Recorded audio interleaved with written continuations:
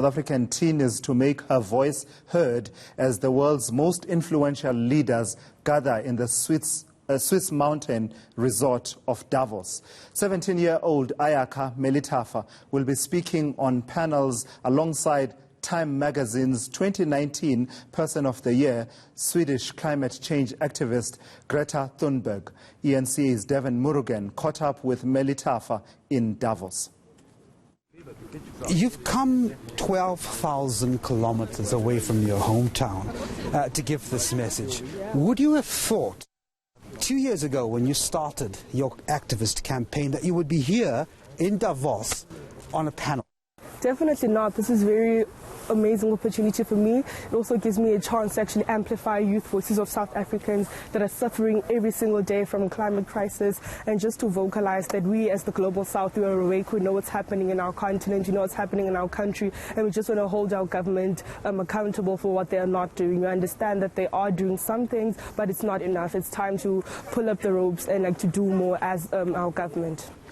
And then, of course, there's the issue of those that are directly affected by climate change and those that, are actually fighting the cause for many people across the globe.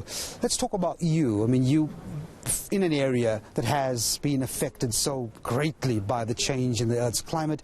How's your story in the Western Cape, particularly with the drought being received by the other panelists?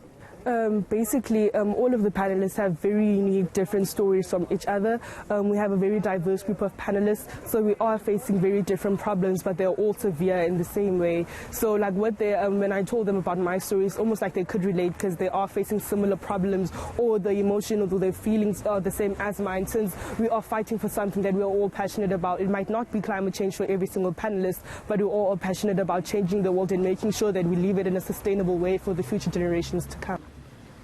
How bad was the effect of drought in the Western Cape on your particular family? I mean, you've experienced this firsthand, haven't you?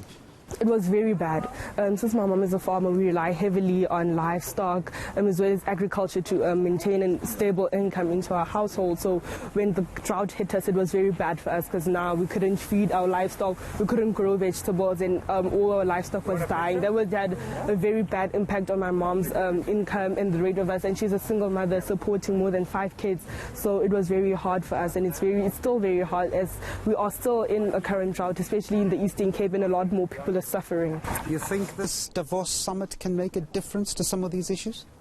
Definitely, I do think it will make a difference, especially me coming out here. I hope to inspire more youth, and especially people of color, diverse people that have different backgrounds, that have the same story as me, or even more severe stories, to actually come out and speak for what they believe in, also speak truth to power, because that's what we need most critically at this moment. A lot of youth to come together and be a collective and stand up for what we believe in order to leave this world a better place. But, Davos is not a gathering where declarations are signed, where documents are signed and they commit themselves to certain actions. This is really a conference of engagement. So many of these powerful, rich, influential countries would have to change their mindset when they leave here. I mean, I suppose that would be an outcome that you would want. Yeah, definitely it would be. I also want to inspire collaborations, also just raise my ideas and the ideas of more South African youth like me, so that we can have collaborations, collaborate with global shakers, in order for us to actually take something back to our countries and implement stuff,